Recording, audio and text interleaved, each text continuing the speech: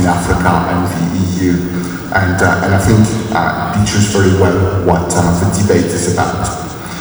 I think you can all see that on the slide now, and I'm sure the panel will debate about that going forward. Finally, in Nigeria, of course, you know, because of the huge gas resources we have, we are dependent, you know, more or less on gas to power. But like you heard, the infrastructure network is not particularly at par with the type of volumes and the type of resources that we have. And so there are technologies. I mean, he talked about LNG, and that's also being done in Nigeria on a domestic basis and not necessarily for export. So this helps to take gas to demand centers. Yes, there's probably one thing that we sometimes forget. You don't need, especially in neighboring countries, to export gas itself. You can export electricity. That's one way also to make the gas available for other countries. We have a West African power pool through which we're connected. Now, you know, we're connected and exchanging electrons daily with Ghana, Burkina Faso, Mali, Sierra Leone, and in the future Liberia and Guinea, which are already connected. So there's also this part of the technology that, at least on a regional basis, that could be a way to make a better use of gas. And probably second technological issue is that there's a lot of oil being produced where gas is not used, gas is wasted. And so this is also one way to improve the availability. Of course, you cannot build the solar everywhere, and you cannot go away from the intermittency if you are on that field. Now, having said that, of course, the first thing you need to do in a country, and I think in every country it's true, is to use your own resources, and that's true. And I was listening to the South African example. We are developing a gas field in South Africa. Obviously, we want to develop that field for South Africans. Now, we will not build a pipeline from the south to Johannesburg only for that volume. So that's the difficulty. So betting on renewables, it's no longer a bet, it's a must, I would think. There is no other way. You know, we do it in our companies, we change the name of the company. It's not by chance. I mean, it's really by our real willingness to do that. We are developing today, we have in production 300 megawatts in Africa globally, and we have a pipeline of project of 1,300 megawatt of solar with batteries or without batteries.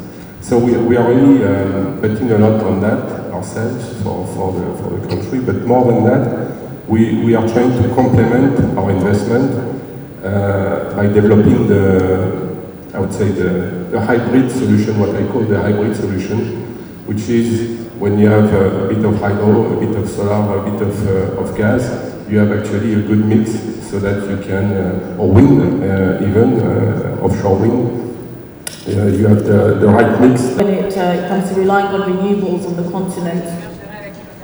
Well, maybe just to finish what he was saying, there's a regional aspect to gas. If you look at the countries producing gas in Africa, you have Northern Africa, which is the bigger one. You have West Africa, which is also doing a big thing, and you're starting to have some localized, like Mozambique and some in the region, which means that when you're talking about available power for their countries or for the people, and this will anchor on the scale as well as the speed.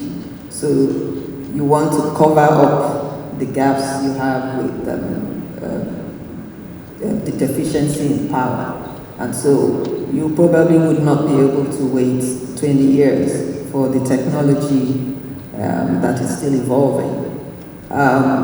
Of course, for the renewable space, solar, wind, there is a lot of advancement in technology in those. And it gives the opportunity for countries that don't have gas to actually jumpstart the transition to renewables. But having said that, it needs to be done on a pragmatic basis, like you said. Cost is an issue, timing is an issue, and the effect of what it does to the economy in terms of social as well as development needs to be put in that perspective. So for countries that don't have gas, I mean, in Africa, for example, we have collaboration that already happens. There's this West African gas pipeline which takes gas from Nigeria to Ghana, and there is a new one that is being imported that goes from also Nigeria to the north. So you can rely on economies of scale for countries that don't have it, but it has to be based on affordability and accessibility. It's Mrs. Tayo. Mrs. Olagundru, I know you have a lot of opinions on the social and economic implications on countries as well. So should we take into account each country's resources and what resources it has, in your opinion? Most definitely. When one plans their energy resource, we call it an integrated resource plan, and each country then looks at what available sources of energy are there. I want to touch a bit on some of the things that were raised by the other panelists. On the power pools that were mentioned a lot in collaboration, I think it's important to still highlight power pools remain an old boys club for utilities and the utility model, no offense. So a lot of IPPs that are independent power producers are left out of that participation. And I think what needs to happen on the continent at a wide scale is the acceptance that utilities are not going to be the only producers of power, and they're in direct competition with us as IPPs.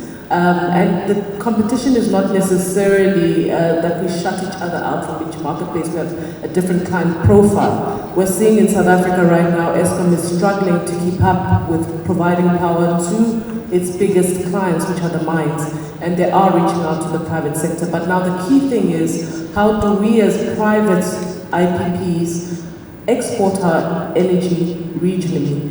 And power pools remain very close to that concept because somehow they think the two are mutually exclusive. Madam Olagundru, so do you agree? Are there cost and logistical constraints that we need to be mindful of?